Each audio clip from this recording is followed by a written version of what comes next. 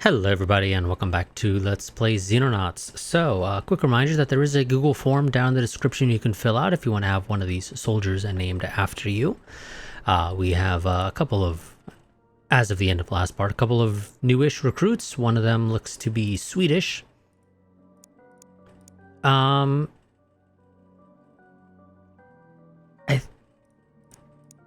Who's the other? I think it's Ruri. I think Ruri's the other new guy. Or is it Gleb? No. I think it's Gleb, actually.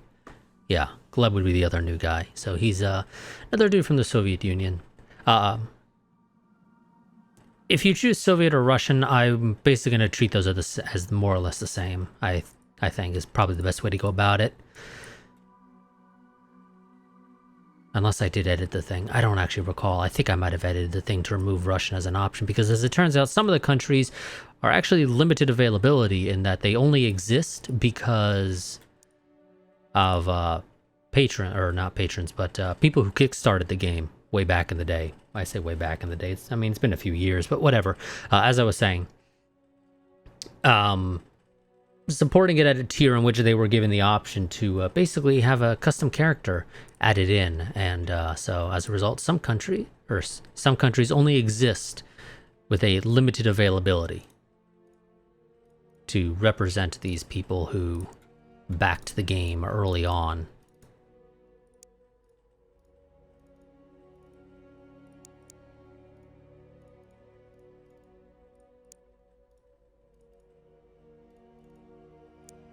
Let's go ahead and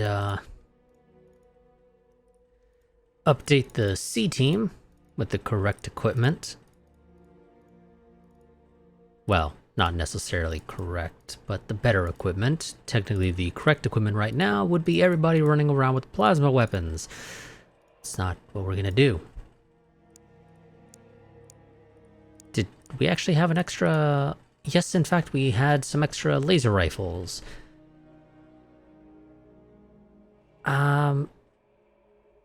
Do I want to sell them or just hold on to them? I mean, I don't think they're going to be super useful to keep. So yeah, screw it, we'll sell them. And if I need to replace them, we'll phase in more plasma weapons for everybody.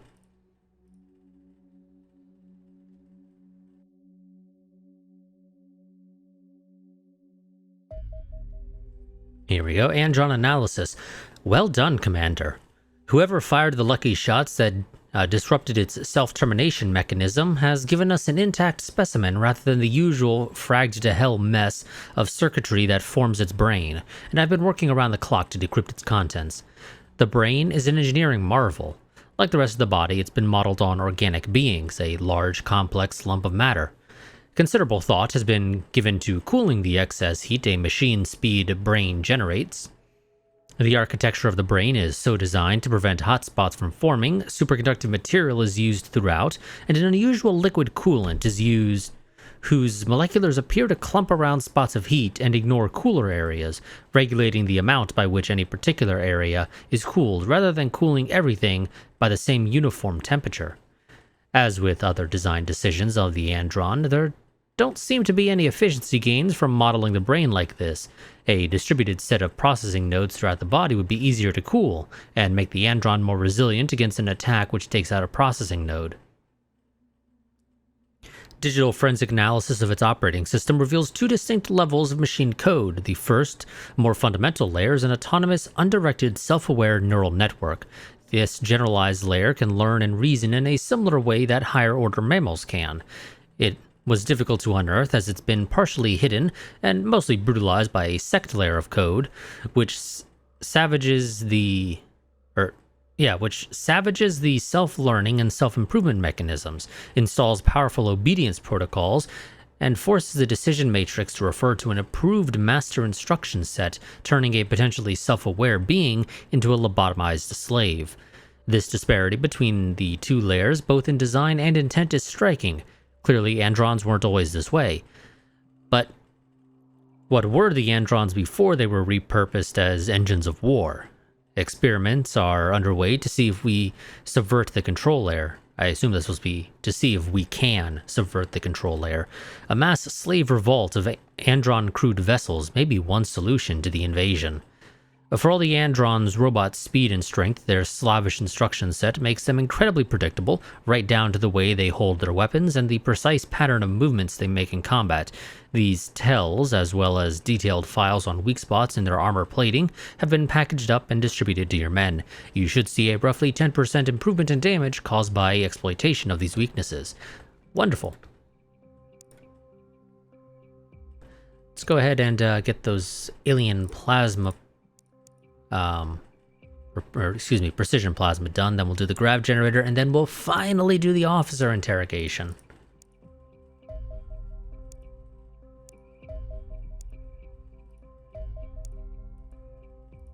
Okay, we got a couple of big dudes coming out to play.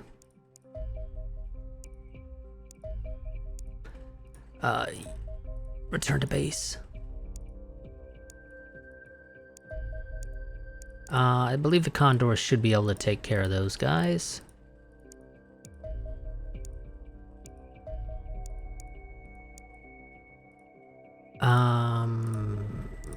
Leave that be, I guess. We will, we'll assault that when day comes.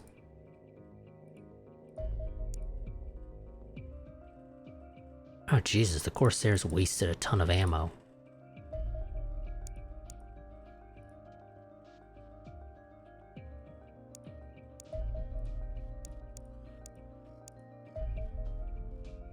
%93 chance of victory. That should be good enough. Okay, now that I think we can take care of easily at night. Also, go ahead and keep building me more jackal armor, guys, because rather than you doing nothing, you might as well be doing something. In this case, making me armor that I can sell. Yeah, you know what? We're going to go and assault this at night. We got a couple of guys we need to train up anyway. Oh no, Jaska here was maybe the other dude. I honestly don't recall who was the new guy. I know it was some shield people that we got as new. Either way, Jaska here is a private. Ruri Akita is also a private. And Gleb Smaran is also a private. So yeah, we got a couple people who could stand to get some experience.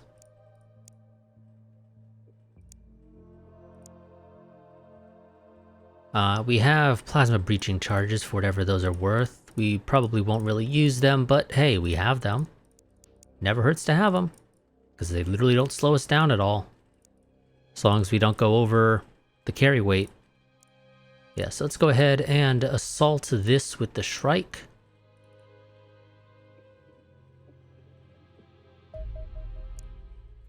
It should be perfectly fine to do this at night. I think we got enough well-equipped individuals to be able to take care of this without too much of an issue.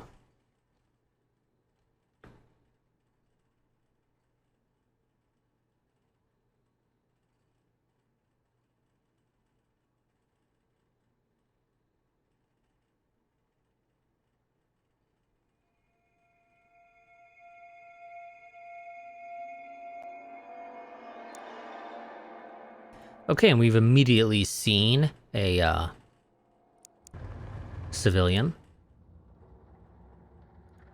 Okay. There's our first enemy. Now, realistically, given the opportunity, I would love to send out the people who don't currently have any real experience, just to help them, you know, get better aim and whatnot.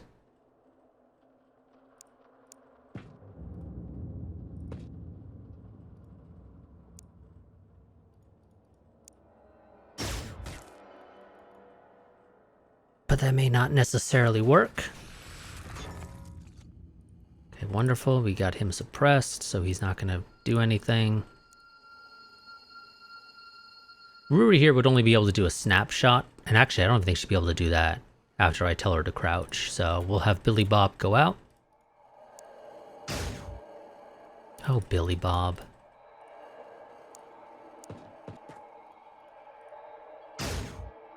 Really? I suppose there's only a 68% chance to hit, and I'm still a little surprised you managed to miss that, though.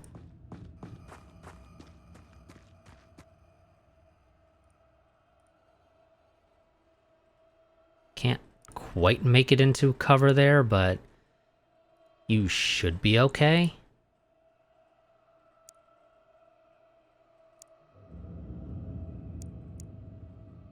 Yeah, Rudy's issue is she has just literally no freaking strength.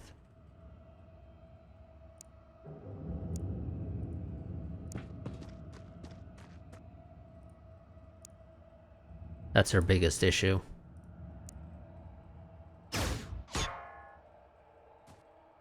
Another dude back there. We're gonna shoot the propane tank.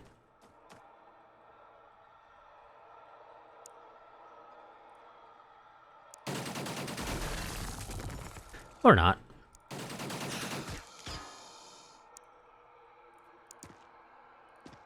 We're just gonna completely miss the propane tank. We know there's a dude around that corner. We just saw him here. I imagine he went... He's probably like right in the frickin' corner, for being honest. So we'll have Billy Bob keep an eye out over there. It vaguely looked like there's probably nobody in here, but we'll wait a little bit longer before we actually breach.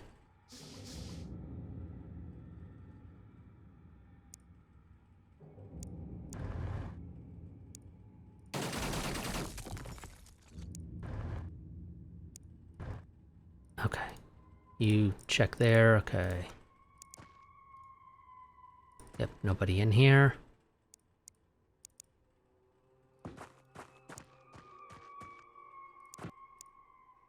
Irina, you get down. Let's finally get Sophie and Co. out of the dropship. Jessica doesn't have a lot of action points either. Or time units, rather. So he can't get very far. I definitely don't want to stand right next to that, but I think you'll be safe right here. Now, I don't know where the crashed UFO is. It's probably up here, because I know it's typically the opposite corner. Typically. But that's not necessarily always going to be the case. It could be on the other side of these train tracks there. But I don't think it is.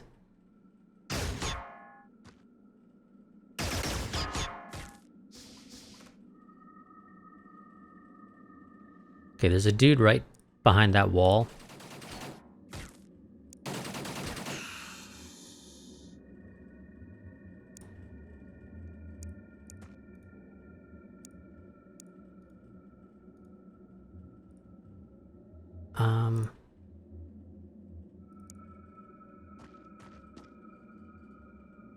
No, Billy Bob, I don't think there's enough space right there for the UFO to be there, so I'm gonna move you around so you can take cover. You stay where you are. Jaska, or Joska, rather. You crouch. Oh, Billy Bob took a shot, missed though. Oh, second shot, missed as well. It was close though. It was close.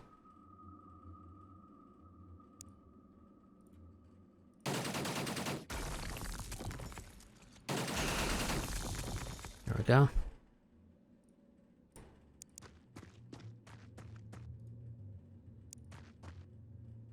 Okay. Not quite enough action points to get into cover, but I think you'll be fine. Okay, is there an opening here at all? There is, right over there. Oh, there's also in this corner. Okay, Billy Bob, you just go ahead and check out tracks, make sure...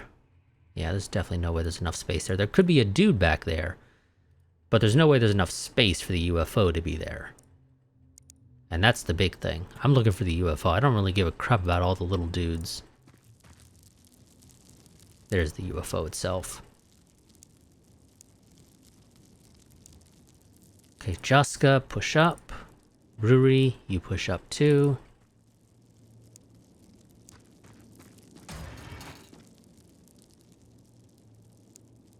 Let's go ahead and get Irina pushing up now.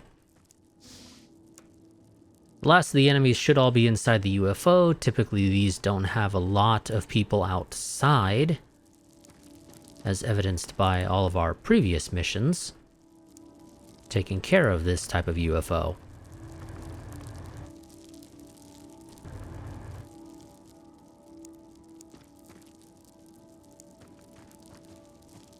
So we should be able to more or less just kind of push up.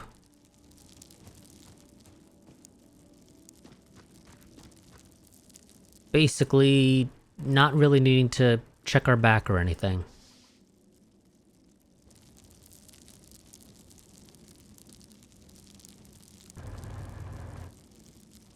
That should give you an eye there if you want to go ahead and, you know, attempt a reaction fire. Not really holding my breath, to be honest.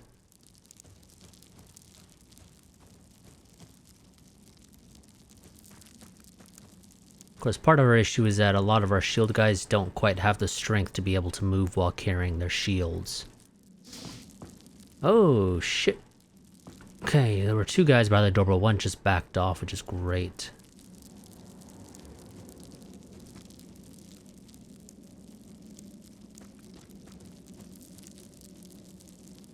Now, the main issue is I really don't actually want them stacked up like that.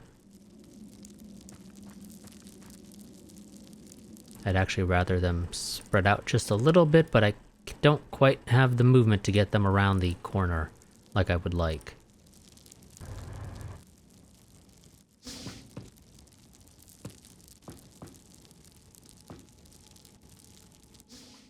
Really would love it if you would reaction fire Scimitar. I really would.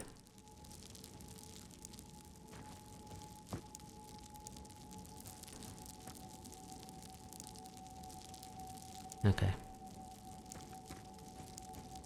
Let's get Sophie up there. She can reaction fire one of them. Gleb is still a little bit ways away. I keep forgetting to move Irina up further.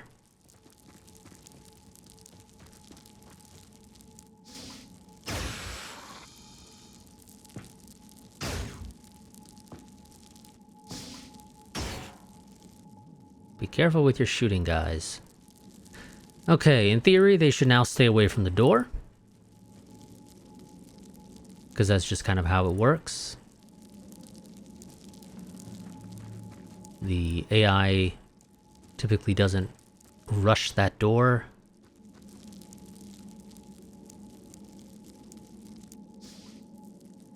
If the dude who was on it is dead. Specifically, you know, is dead because of our actions. It's a different story if he's already dead at the start. Okay, so Gleb, open the door for us so we can see what the hell's going on inside.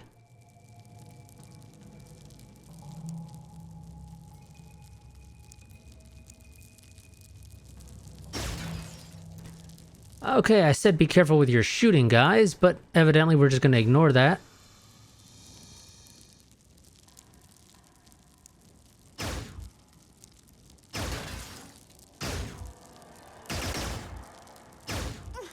Oof, shit. Sophie just got hit. Irina! Hey! It's your chance to go ahead and patch up Sophie. If I recall correctly, you were the... Oh, no. It was, Well, it is your chance to patch up Sophie, but you're not the one that was injured last time. Getting my guys sort of mixed up. Do not have action on you, annoyingly. Or, you know, a firing line on you, rather. Oh, damn. And that was all of them. Sophie's going to be injured for a little under a week, but that's fine and dandy, honestly. Billy Bob gets promoted to captain. Gleb is a sergeant now. Juska, Ruri, and Gleb...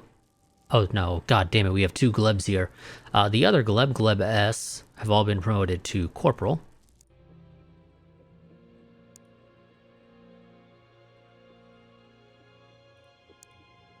And you know what? We're going to go ahead and just let Sophie recover before we head back out. So, change of plans. We're just going to nuke that cruiser.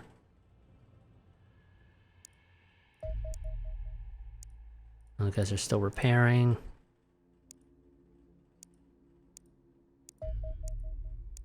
I know the game tells me at the bottom when they're ready to go. It's kind of a pain to look for that, to be honest.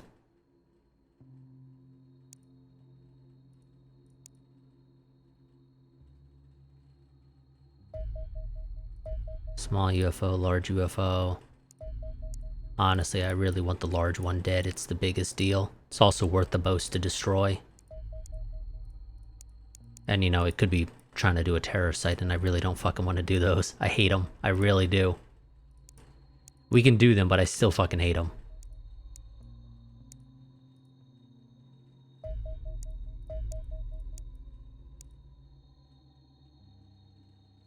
But the issue is a lot of our guys don't quite have the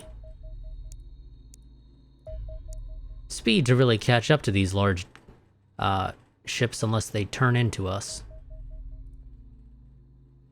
Like the one in North America did, where he turned around all of a sudden and we were able to catch up with him before we ran out.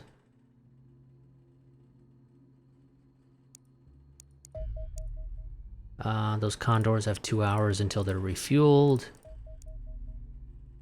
You guys have 3 hours until you're refueled.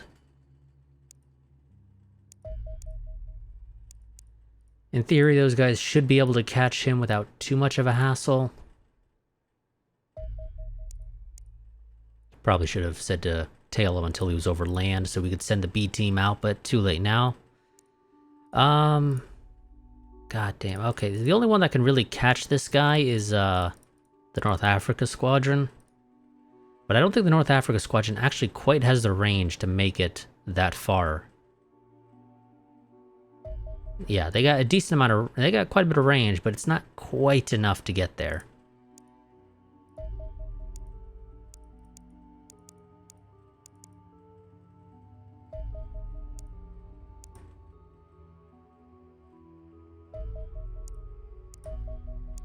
No. Try to catch the other one now. 91%. Do it. And we're gonna nuke that one too. I could have sent the A-team out for it, but it's a little far for my liking, honestly, to send the A-team out that far. Even if they're in the nice fancy strike. Here we go. Alien Precision Plasma. The Alien Precision Plasma, you guys really probably should put rifle there, or something, is an extraterrestrial infantry weapon that measures nearly 50 inches in length. It is fitted with a complex holographic sighting array and produces a focused bolt of plasma that travels extremely quickly and can maintain stability over a great range, suggesting it is the alien equivalent of a sniper rifle. The weapon has remarkable internal similarities to the heavy plasma, possessing the same lengthened generation chamber that significantly amplifies the energy content of the resulting bolt.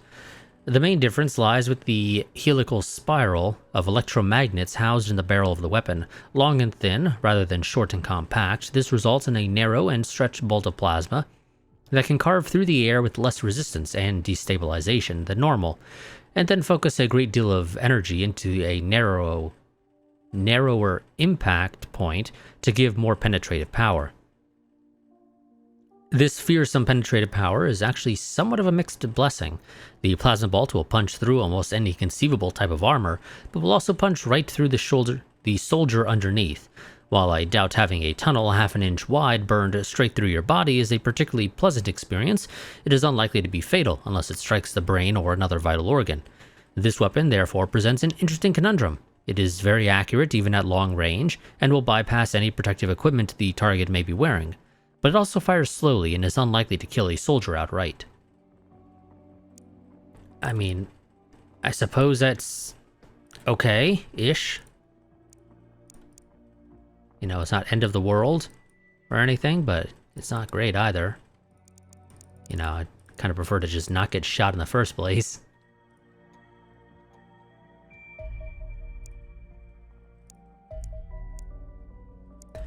Okay, this one is heading straight for us, so we're just going to go ahead and blow it out of the sky now. Not a fan of that.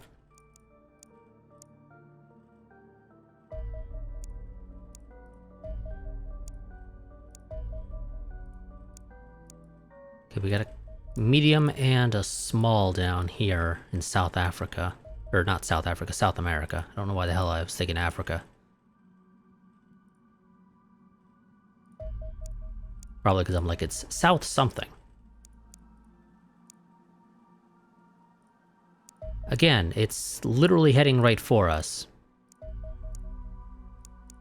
You guys have more than enough fuel to go for something that's literally flying right towards you.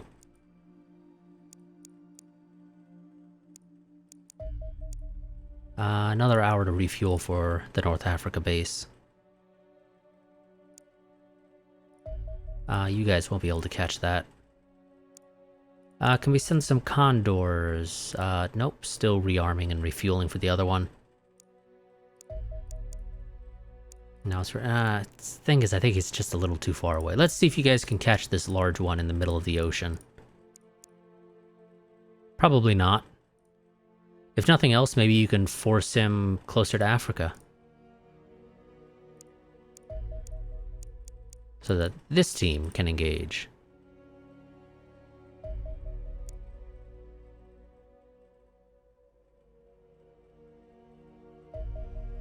No, not quite enough.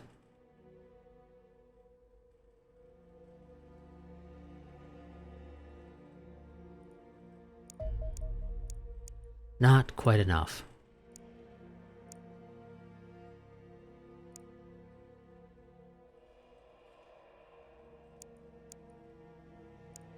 Realistically, I wonder if it might be worth actually building more Corsairs.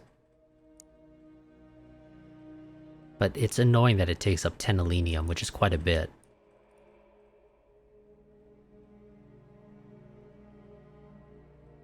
And that's even with us getting, you know, a decent chunk of Elenium from dealing with some cruisers. We've dealt with, what is it, 2 cruisers? I think? And we just didn't really get a whole lot from it.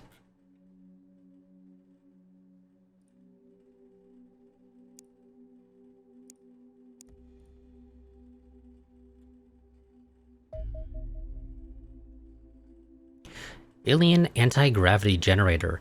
The largest alien vessels we encounter cruising through our skies must weigh so much that we simply cannot understand how they stay airborne using only their thrusters. This anti-gravity generator reveals the brilliant solution: create a device that reduces the weight of the ship. A simple explanation: weight is the force acting on an object due to gravity. This device creates a localized field that negates any gravitational pull acting on objects within the field, leaving them otherwise unaffected and their mass unchanged, but reducing their weight enormously. This allows a UFO to fly using only a fraction of the thrust that would otherwise be needed / could plausibly be generated. Indeed, any capital ship that suffered a field malfunction in our atmosphere would meet a rather abrupt end. The function of the device revolves around gravitons, which are the force carriers for gravity, in which the same way that photons are the force carriers for electromagnetic radiation, such as light. This device emits a stream of anti-gravitons that pair up with gravitons in the nearby area, annihilating one another in a process that reduces the gravitation force acting on the area. This device can annihilate over 90% of the nearby gravitons, leading to a corresponding 90% drop in the weight of anything inside the field. It should be easy enough to replicate the technology and use it in our own designs. I have no doubt that it will prove to be a very useful discovery. Wonderful, but we're not going to go and get the Hyperion hover tank right now. We're going to go ahead and finally do the officer interrogation that we've held out on doing for so long. 2 large UFOs in South America. Small. These are some escorts. Let's go ahead and shoot them down with our Corsairs.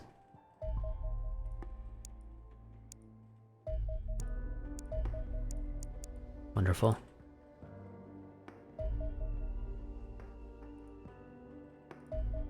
North Africa is going to have to wait on that. You're not going to be able to catch him. I already know. Yeah. You're definitely not catching him. I already knew that was the case, but I was hopeful maybe you'd be wrong. He'd turn in more, but he was not doing that. Fucking finally, took you long enough.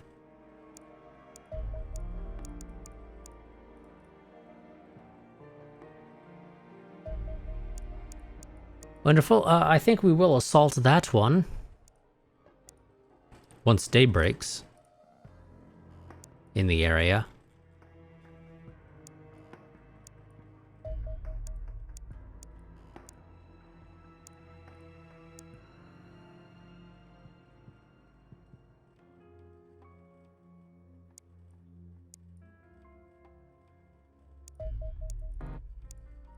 Okay, send the Shrike out. Actually, the Shrike does have a full team, right?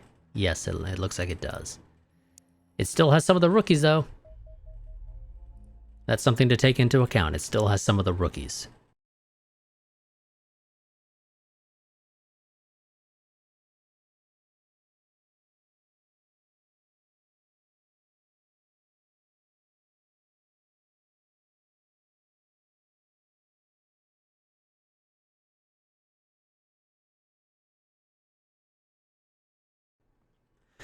Hopefully the rookies actually do a decent job of surviving.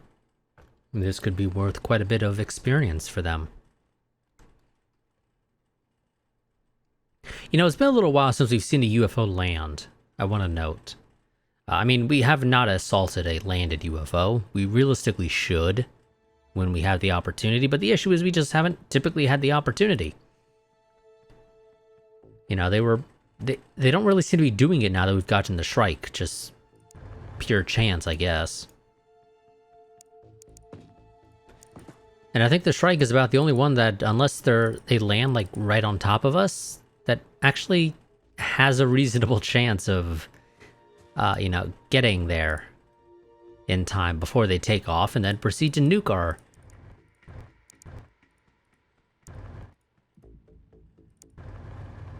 our transport from orbit.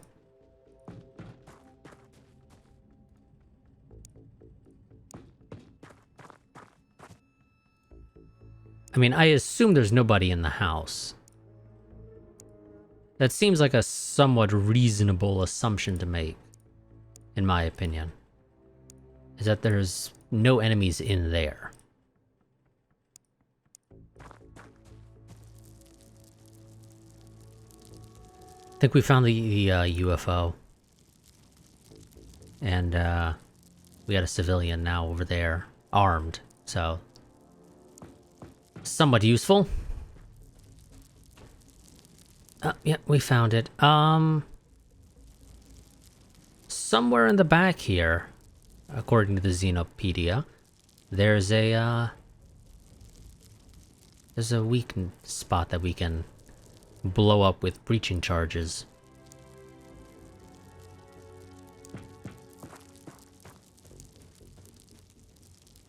I think we're gonna go ahead and sort of beeline for the UFO.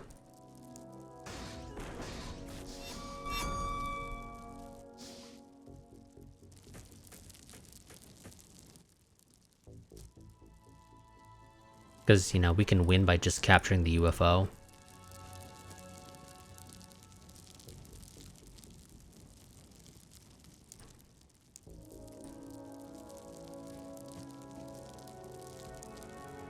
I don't know off the top of my head where exactly those were. It just sort of gave us a vague, you know, image.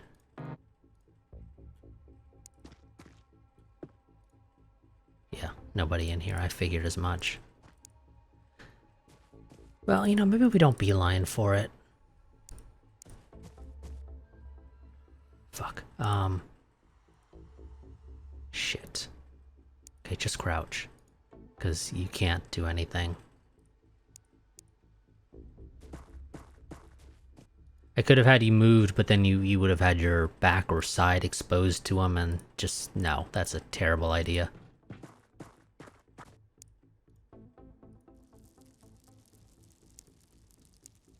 You know, actually, yeah, we're not going to go and beeline for it. We're going to go ahead and have this team sort of establish an area overlooking this side of it.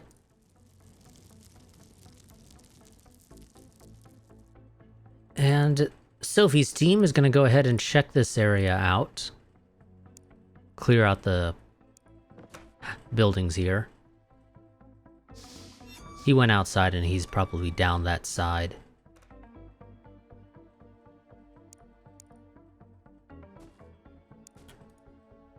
Yeah, I thought as much. The thing is, you didn't kill him. It's a good thing Sophie's here to help. She's gonna just run up to him and just blast him in the face. Because, why not? And hopefully she doesn't get shot in the back, because I actually don't know if there's somebody else back there. I assume no. But for all I know, there is. Let's go ahead and push up the tank. It doesn't look like there is somebody back there, but there is... I don't recall what class that is. I think it's like their warrior or something.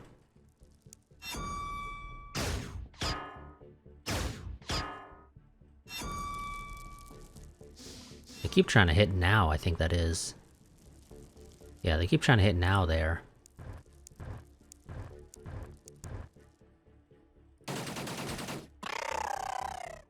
Wonderful. Pretty sure this building is clear because there was a civilian in here, and we have zero reason right now to believe that civilian got killed in the meantime.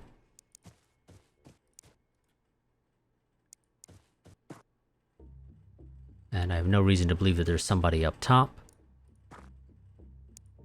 So we're going to go with the assumption that there is not anybody up top. You push this corner, Billy Bob. I think we'll have Sophie and co. push back and clear that corner.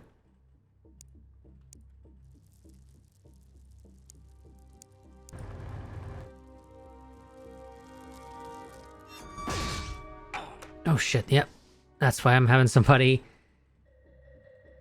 go back here. Because there was a chance that there was somebody else there, and there was. That's probably clear now, but just double check.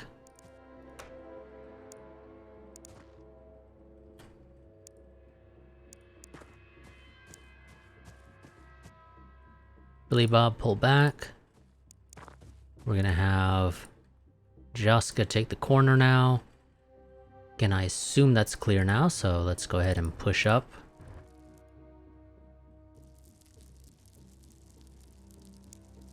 Let's go ahead and push now up a little bit. Out of curiosity, are any of you guys the ones that have this? No. No, this team is not any of the ones that have the breaching charge. That will be Sophie and somebody else. I'm pretty sure I have two people with him. I thought. Oh, probably no. The other one is probably Lucia, who's still back at base because I haven't moved her back into the squad.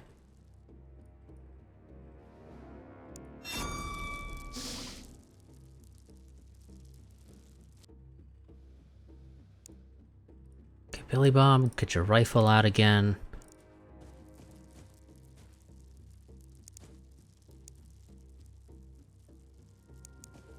Jessica's gonna go ahead and check out the buildings.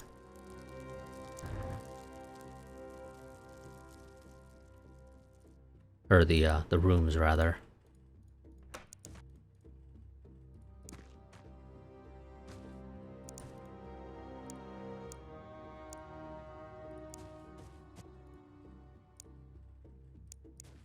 Pretty sure this is all clear, but just to double check. Let's go ahead and have this team push around the backside to clear there.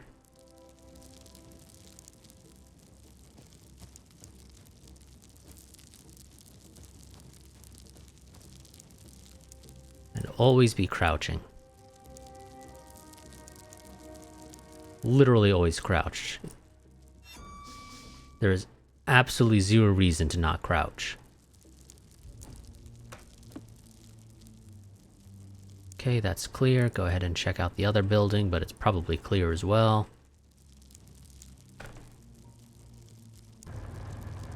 This part is probably going to go long as a result of just how long it can take to clear out a cruiser. Oh shit. We got one of the fucking teleporting dudes, and I don't have the action points for the tank to engage.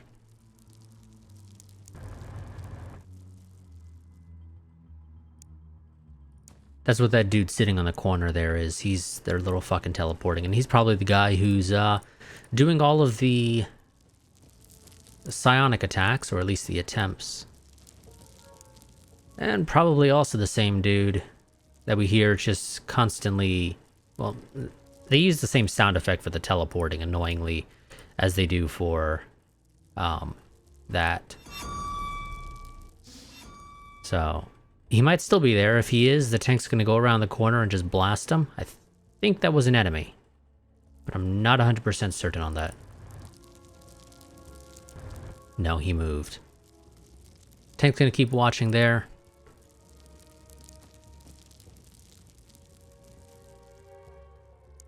I don't think they can teleport very far, luckily, so he's probably just teleporting back inside.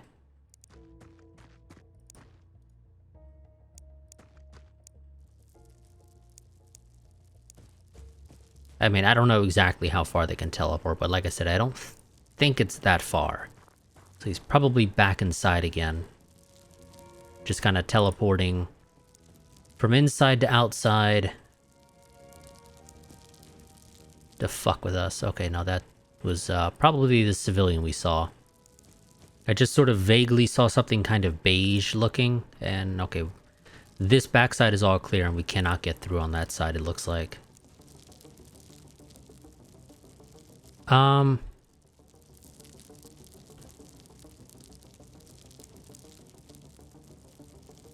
Is that just supposed to be rubble there? I think so, because our guys don't seem to be indicating that they have somebody to shoot here. So I think that might just be rubble. Oh, Jesus.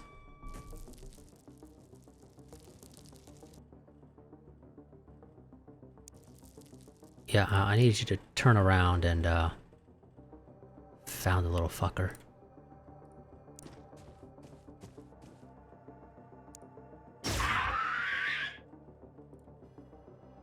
Okay, you need to be healed up. Billy Bob is the only one who I think has the action points to get to you and patch you up so you don't bleed to death, Ruri. But you are going to be out of commission for a while now. I don't know where he teleported from because I think that's a little too far for a single teleport. So he teleported from here to somewhere else and then up to there. And we just never saw him. But that, I think, is probably the biggest threat, actually, for us here. I'm pretty sure cruisers can contain multiple species, and the only things we've seen so far were the basic dudes and then him now. There might be another species inside, I'm not 100% certain, but I think we're gonna have a much easier time, and that was a big shot that we heard.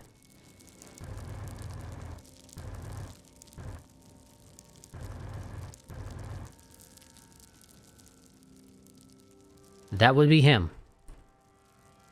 There is a basic dude. Well, not, you know, basic, but one of the more basic dudes. Slightly advanced, but still fairly basic up there. We do not have the ability to engage him. Honestly, I kind of want to send Ruri back to the Shrike, because she's not going to be super useful. Yeah, you know, I think this is what we're going to do. Ruri, you're going to get the hell out of here, because you're not super useful. At this point, you're just way too beat up.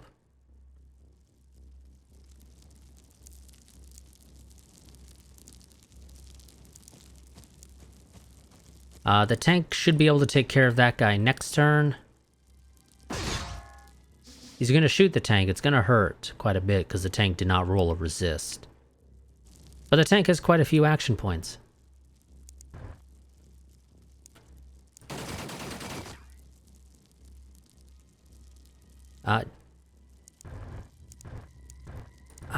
He ran, I think, after shooting us.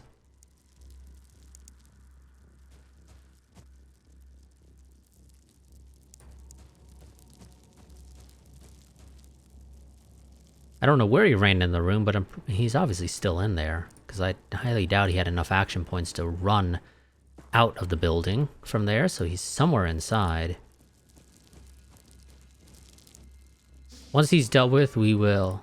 Okay, he became unnerved, but we can live with that.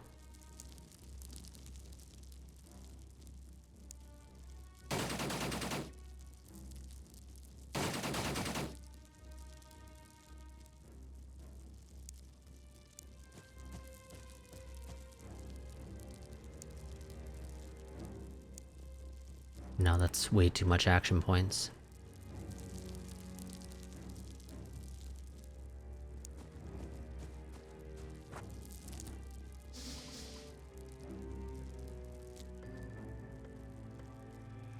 Let's go ahead and get Ruri inside and crouch down.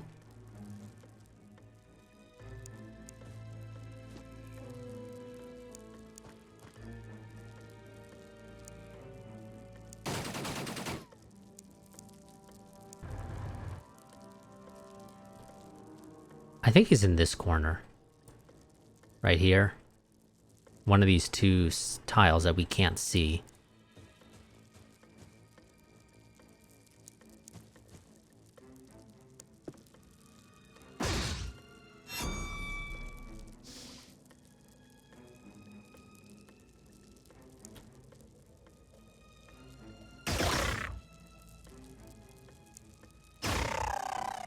There we go. I told him to do a burst, but that didn't exactly work out, evidently. Okay, well, the rest of the team should, I think, be able to approach without any issues.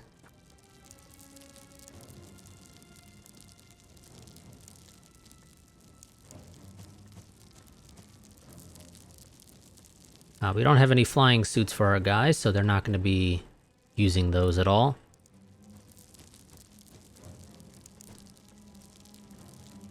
I think that if there was somebody in this building here, they probably would have engaged us earlier, so this is probably empty. Yeah, it looks like it. I'm not going to bother checking upstairs, but I don't really have a reason to believe that it is filled to the brim with aliens.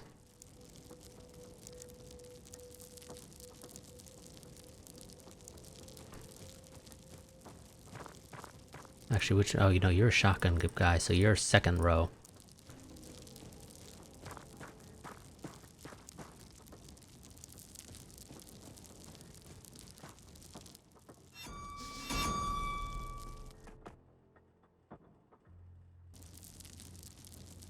They tried to do something again to one of our guys, but it didn't work.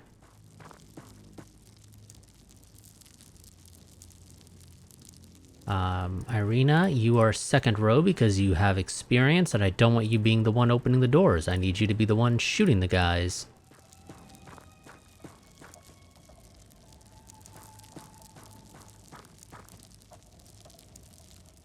Billy Bob, however, I'm afraid you're going to have to be front row because there is nobody to take the back. Or nobody else who can take that spot for you. Fucking A. Good thing he used up all his action points teleporting around.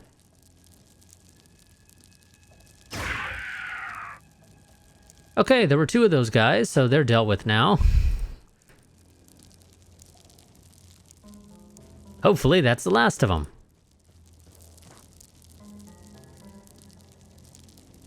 Because I fucking hate them. They're annoying to deal with. They really are.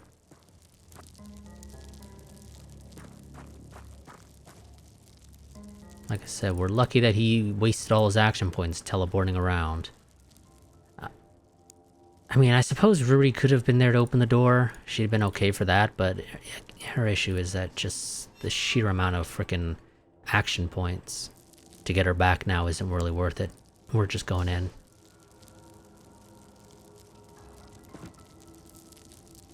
Okay, there's quite a few of those guys, which is actually annoying, and I would love to take one alive if we get the opportunity, but I'm not going to risk everything just to do that. So we're probably not taking any of them alive.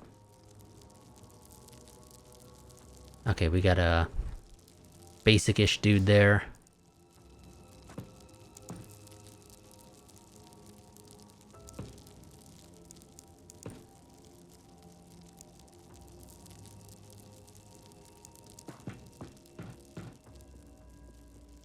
Can't see around that corner. I'm not going to send Billy Bob in right now. Irina. You don't have a means of getting a shot on him right now. There we go. He ran into the central room. That works for me. This is on fire quite a bit, so it's a bit of a pain in the ass to get around.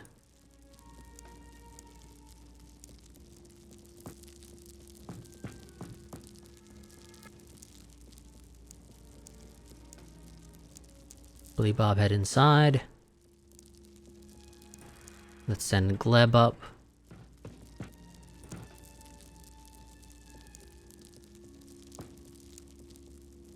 You crouch on that corner. Now is gonna head around to here. She will just have enough to do a snapshot, but I don't think she's gonna do much. Also, it's interesting that Gleb S is actually our shield guy. It's as if the S stands for shield. It doesn't, but it could. I really wish that civilian would just fucking stay put. Go here. I think this door is busted open. It is. And there's another dude just standing on that corner. Just like last time. I don't know why they have something about just standing on that fucking corner, but they do. They really do for some reason.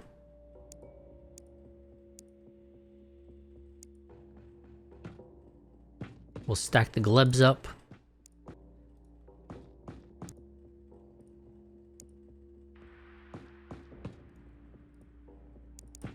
Billy Bob, come over here. Oh, that guy's actually moving. Fuck, they threw a grenade. Did it miss? It did. Wonderful. Blew up some cover that could have been nice to have, but we'll survive.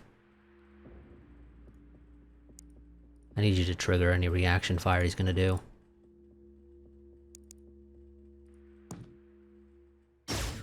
Second dude around the corner.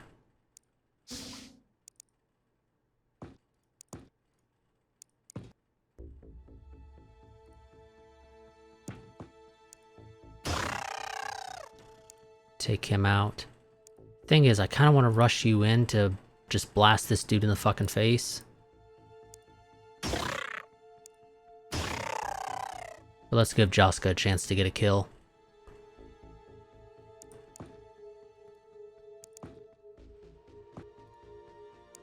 Because I want you to actually, given the opportunity, overwatch the pad there. Oh, fuck. This guy. Do you happen to have a stun baton? No, you don't. Okay, just blast him. If you had a stun baton, I might have tried to take him alive, but you don't, so just fucking blast him. No more of these guys, right, game? That's all of them?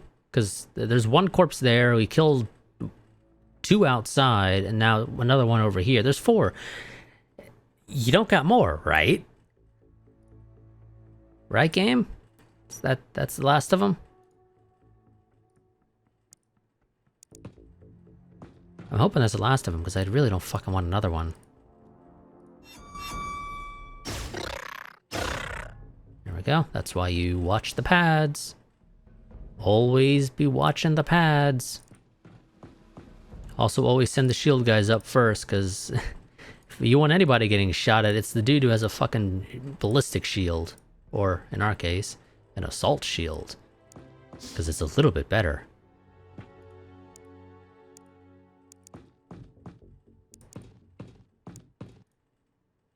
Okay, again, double checking. It's all clear. Main annoyance here is that because this guy threw the grenade and it missed and he blew up our damn cover, we don't have a spot to put Billy Bob.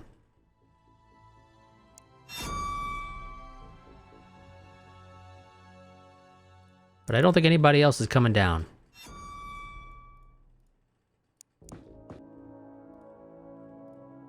God, it's a pain in the ass to have those guys watch the right spot.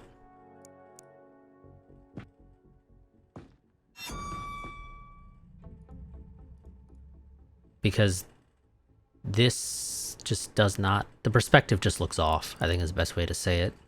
At least, you know, to put it simply. It just looks off.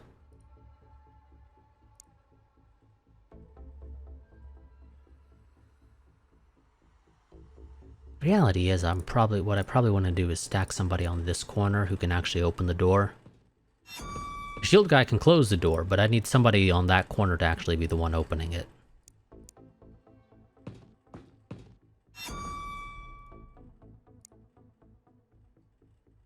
Billy Bob, can you make it right here? You can. Wonderful. Now this is quite a few people stacked up. A actually well-tossed grenade would absolutely ruin this for us, but I think we'll be okay.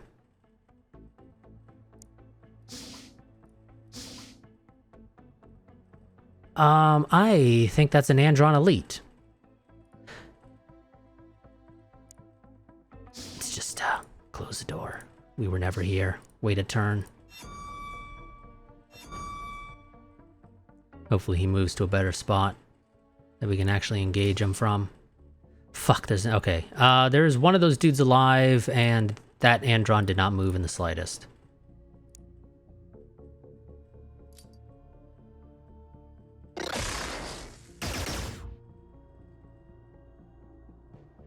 Okay, that actually did hit us. It didn't do anything, but it did actually hit us.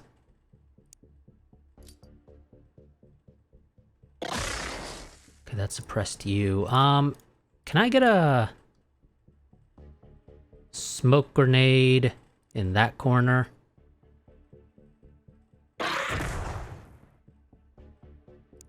Just something to fuck with him.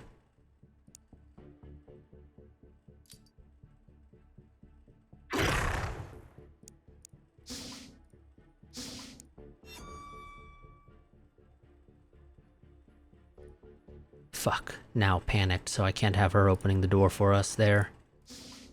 On that side, that dude is still there. He just absolutely refuses to move, and that grenade went short and actually hit our guy.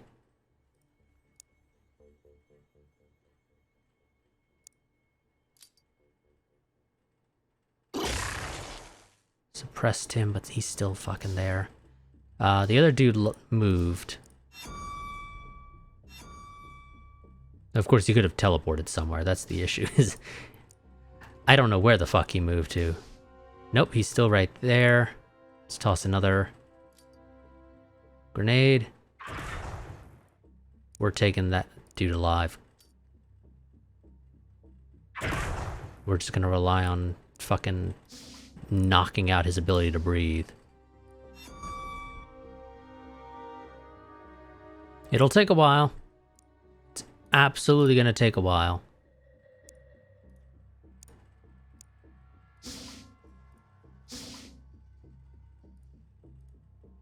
God damn it. Okay, can you just fire at him? Oh no, that dude's alive. And he fucking hit Sophie. That is actually an organic being.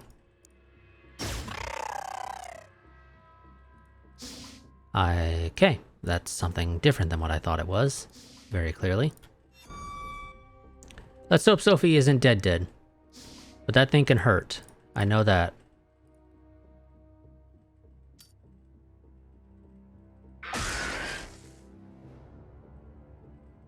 We knocked it down.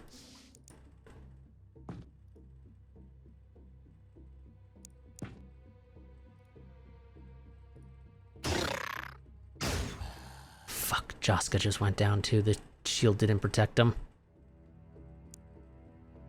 I need you to move out of the way. We're, fucking A.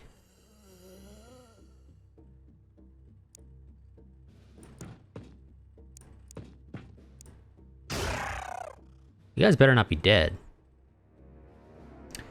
Jaska, Sophie, and Gleb are all dead, because of course they fucking are. Well, we got a Wraith Warrior, we got a Corpse, we got the Battle Rifle.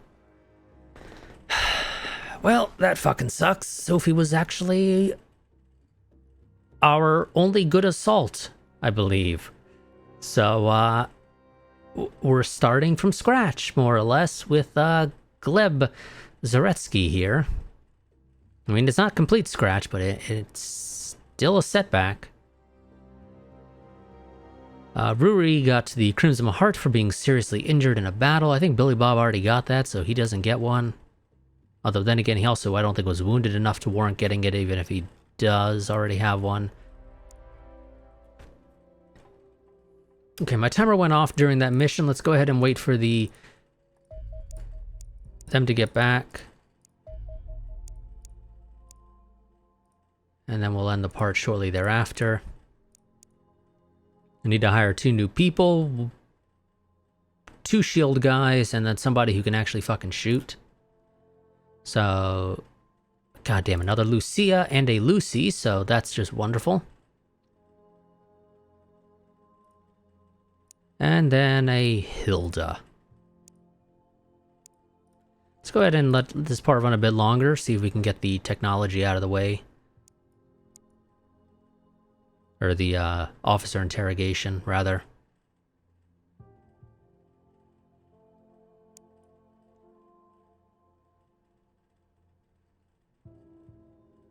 Interestingly, that actually reset our forecast to normal. Okay, Wraith class analysis. Commander, please talk to your men. If a test subject manages to breach quarantine, the correct response is to subdue and restrain it until our specialists can get to the scene. It is most emphatically not to grab whatever is at hand and reenact the more bloody scenes from the Texas Chainsaw Massacre, even if the subject does manage to teleport into the mess hall during chow time. When your brutes had finished, there wasn't enough left of the Wraith for tissue analysis. Damn. Like Harridans, Wraiths have a truncated class structure. This is probably due to their elite status in the alien hierarchy. No Wraith needs sully his hands with manual labor. I don't know about you, but I think soldiers and warriors are sort of manual labor. Not quite. I guess they're technically a step up, but yeah, I guess in this case, when you say manual labor, you're referring to like the navigators and engineers and shit. Whatever, moving on. While Wraith battle armor is a uniform green, you can barely make it out in my opinion. We have noticed a considerable amount of personalization with no suit exactly the same. This is probably how Wraiths distinguish themselves socially and indicate that Wraiths have a surprising level of independence in the alien hierarchy. We have identified certain strata of rank within the Wraith military, identifiable by the amount of armor it is permitted to wear. Soldier, the Wraith soldier class wears a segmented armored bodysuit with additional armor plating at the shoulders and typically carries a plasma rifle. While this would seem a little underpowered, their ability to teleport into flanking positions and behind vehicles makes the need to carry heavier weapons unnecessary. I mean, suppose you can say that, but if I had the ability to teleport around, I'd probably use heavy equipment. The idea being that I could just, blow shit up and then teleport out before the explosion gets to me, or whatever the case may be. But sure, whatever you say, game. Warrior, the warrior class has considerable more variation in armament, with heavy plasma and plasma cannons being quite common. Apart from additional plates on the legs, the primary difference is in the thickness and quality of the subdermal armor implants, which considerably improve their resilience. Officer, like other officers, the Wraith officer class is the only class to wear a helmet which covers the most visible part of their anatomy, the blue nodes. Oh, yes, because you do your shit out of order. We don't really understand why more Wraith don't wear helmets to protect their nodes. While the nodes do produce a lot of heat, cooling shouldn't be an issue for an Empire who can apply superconductor to surfaces like paint. Elite. Examination of the Elite's armor suggests considerable aftermarket modifications, the most common being a treatment similar to the hardening process we observe in landing craft. We have also noted implants of an unknown type that improves the flexibility, agility, and overall resilience of the Elite. Elites wear the most complete suits of armor, a green bodysuit similar in design to Civilian Elites, as well as a more enclosing set of armor plating. Wonderful. Again, let's go ahead and get the officer interrogation game. Come on, give it to me. It shouldn't take you that long. No, never mind. Wraith Autopsy. A Wraith stands roughly 180 centimeters, 6 feet tall. and is probably the most exotic of the extraterrestrials encountered to date. Only vaguely humanoid, it has triple-jointed legs and a bulbous head with a glowing, fleshy protrusion on each side. Disturbingly, they are reported to possess the ability to teleport around the battlefield, allegedly even through solid objects. Wraiths have a well-developed muscular system that is otherwise unremarkable, leaving them closely matched with humans in terms of strength and resilience. They possess 4 main internal organs, all of which are completely unrecognizable and appear to have hybrid functions. Each is protected by surgically implanted armor plating composed of the same materials used in UFO construction, though in this case it is only a few millimeters thick and possesses unusual flexibility. It appears both effective and unobtrusive. Quite why subdermal armor is not present in other aliens, we cannot say. This suggests these aliens have an important role within the alien hierarchy. Though I doubt we are looking at the alien leaders, the Wraiths may represent the alien elite forces. The vast heads of these creatures contains a thick skull reinforced with protective armor plate, underneath which lies an expansive brain. The glowing nodes on either side of the skull comprise largely soft tissue packed with respiratory cells that produce immense amounts of energy. The glow seems to be a side effect of this. These biological reactions consume almost 50,000 calories every hour and thus cannot be a product of natural evolution. The only plausible explanation is that it is fed directly into the bloodstream through the ubiquitous valves surgically implanted into the necks of extraterrestrial soldiers. The other discovery of note is that these nodes sit atop an opening in the skull, meaning any blow of significant force would likely kill the creatures outright. A bullet will certainly do the job. As the rest of the brain, or the rest of the skull, is well protected, these nodes must be extremely important, likely linked to the power of teleportation. We plan to amputate them from any live specimen captured immediately to test the theory. If it does not teleport out of its containment tank once it regains consciousness, we will be proved correct. If not, I foresee having some difficulty interrogating the beast. I suppose it would be difficult to interrogate somebody that you just, removed a body part from.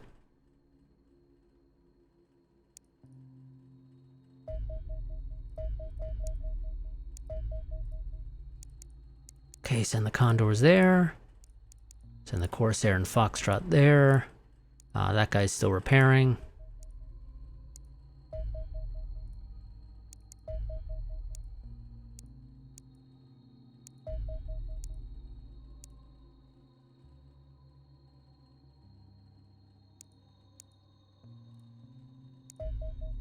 That guy's bombing a police station.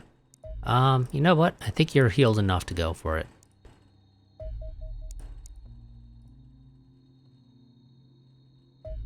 And of course now he leaves, because of course he fucking does.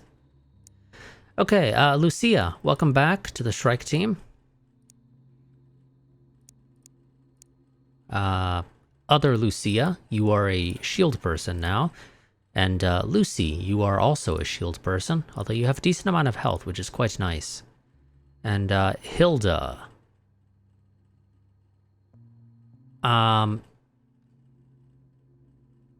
I think you're Assault? I think? Yes. Yes, you should be an Assault.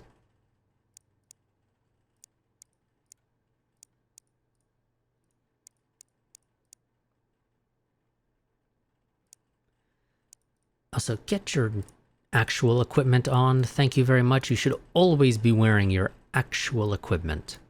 No matter what. I don't care if you're injured and needing to heal up. You wear your normal equipment. Whoops. Okay. We're going to go ahead and completely clear out the Shrike team and redo them from scratch. That way, hopefully, they're actually in a reasonable order that's usable. So. Shield.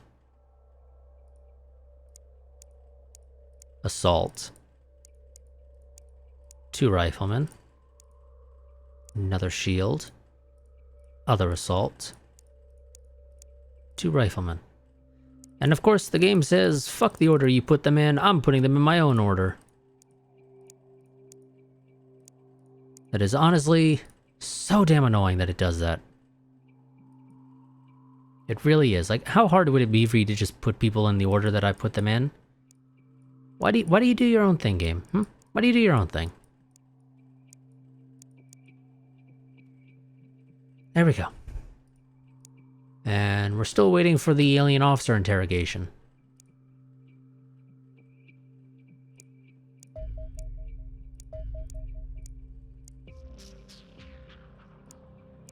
You're not catching him, just fucking return to base.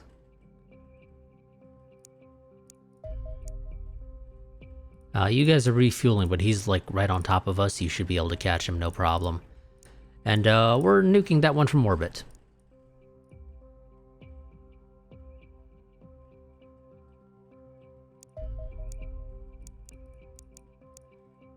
This part's really gonna go long because I want to just get the fucking tech, but the game's like, no, you're gonna keep playing.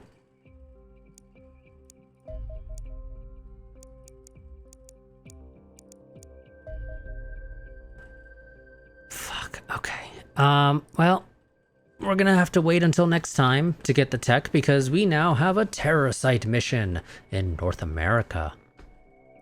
Which is interesting. Because, yeah, we kind of need to improve relations with North America. So, this is a good opportunity to do so.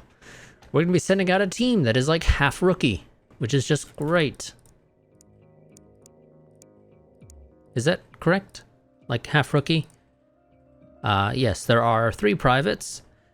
On an 8-man team, we have a sergeant who's not that far up the chain, realistically. So yes, like half the team are fairly inexperienced. Which is, you know, exactly what I want to send out on a mission. Also, Gleb, you now have the strength to be able to carry with you a plasma breaching charge. So there you go. Enjoy. Can you carry a baton? You can. Wonderful, Hilda. Like I said, if you have leftover stuff, use it. There's literally no reason not to go ahead and use up all of your carry weight. You get 0 bonus for being under it. So you should always strive to just straddle that line. Also, go ahead and sell all those jackal armor because I don't need them. Okay, so that's going to be it for this part. Next part, we will get the alien officer and probably do the Wraith analysis because I really want to get that for helping us kill them faster. I should not need to bother capturing any Wraiths again in the future. So they are, at this point, literally all just going to go and be murdered. That's the best thing we can do when it comes to these Wraiths. But yeah, so I'll see you all next time. Again, a reminder, if you want to have one of these soldiers named after you, there is a Google form in the description that you can fill out so that can happen. In fact, we can take a quick look at our casualty list. Sorted by kills, our most kills was Sophie with 16 missions under her name. Not bad. I believe, yes, that is the date of her death. It does not tell us when she was recruited, annoyingly. Also, it is interesting that there's a status thing because it's a casualty list, so it would all be killed in action. Seems a little redundant for a casualty list to have a status when the only status that exists in this game is killed in action. You cannot go missing. You are either alive or you're dead. It's that simple. She made it to the rank of Major. Natalie Jones here, Captain. Defense of Dakar. Ooh, she died on a terror site mission. 23 kills to her name on 10 missions. I think that's actually a better kill to mission ratio than Sophie, actually. Not quite as many kills, but quite a bit less missions to get those kills. But that also depends on what you were. I'd assume she was probably a rifle person, because the rifles and assaults are the only two that actually get kills. Everybody else, yeah, no, you don't get anything. It's literally that simple. These guys, they go out on missions purely just so that they can be there, you know, to carry a shield or something, generally speaking. But yeah, so let's go ahead and save part 20. We're moving out of the teens and now into the 20s.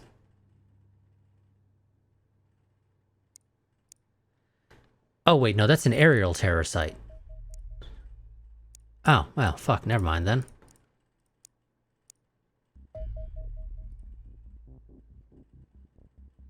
I'll override that save. Cause, yeah, turns out I was an idiot. I thought it was a normal terror site, but no, it was basically, they were sitting there strafing the area. And we were asked to come in and deal with it, so never mind then. This part continues to go long. I think the longest I'll let it do is an hour and a half, but hopefully it doesn't take that.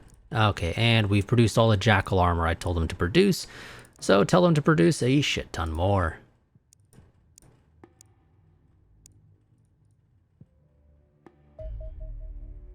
There we go, finally, alien officer interrogation. The average alien soldier is just an empty shell, possessing an instinctive knowledge of the craft of war, but little higher brain function. There is a reason for this. Alien officers are highly intelligent and do not lead their troops in battle so much as directly possess them. Ooh, they're a harbinger for Mass Effect. I would suggest that the word officer is a misnomer. Controller would be more appropriate. The alien mindset is strange. We were already aware that some species and rank were identical clones, but it seems that these creatures actually consider themselves interchangeable, not exactly a collective consciousness, more that they simply have no concept of self. Provided one of their clones survives, they would not consider themselves to be dead. This makes interrogation a struggle. Not only is it difficult to threaten a creature which cannot grasp the concept of its own death, choosing the correct pronoun when asking a question becomes a minefield. Nonetheless, we managed to glean a little useful information. The captive confirmed the intention of the invasion was to kill humans individually, but not collectively. It seems they're not particularly trying to wipe us out. In truth, this is nothing we did not already know. If the aliens wanted to annihilate us, they could simply have bombed us into extinction from orbit. The invasion evidently has a higher purpose, but we could not extract it from our captive. We will have to capture an alien leader to learn more. Okay, let's go and get that Wraith analysis going. And now we're going to end the part, so override that save. Okay, so that's going to be it for this part. I will see you all next time. Actually, out of curiosity, how's the US doing? Still bad. Okay. But yeah, so that's going to be it for this part. I will see you all next time. Quick reminder, if you want to stay up to date with anything that goes on with the channel, such as interruptions to my recording schedule, streaming schedule, etc., I would highly recommend that you join the Discord. You can find a link to that down below in the description. If you want to support the channel financially so that I can continue to bring you this content to improve the quality of the content by being able to upgrade my computer hardware, etc., the best ways to do that are going to be via either Patreon or Streamlabs. Take your pick as to which you prefer. Streamlabs enables the option to do one-time or monthly donations, but you don't get any goodies for doing so. You just get the good, warm, fuzzy feeling in your stomach, or wherever it is you get the warm, fuzzy feeling, that more of the money you give actually reaches the channel directly. As a result, the channel is easier to be able to, go ahead and budget stuff out. If you go the Patreon route, then you get some goodies such as early access to videos. But Patreon themselves takes a 5% cut in my case of whatever it is that I get from Patreon. From Patreon pledges, rather. As a result, even though it is a more consistent means of giving, it does mean that each individual, compared to doing it via, say, a monthly donation via Streamlabs, is kind of less. So yeah, it's entirely up to you how you want to support the channel if you wish to do so. It is massively appreciated if you do, of course. But yeah. I believe this game, I think, has some affiliate links down in the description as well, so those are other ways to support the channel if you want to pick up this game. But, those aren't necessarily the best ways to support the channel. But it is a way if you wish to go that route. But yeah, so I'll see you all next time. Until then, goodbye and farewell.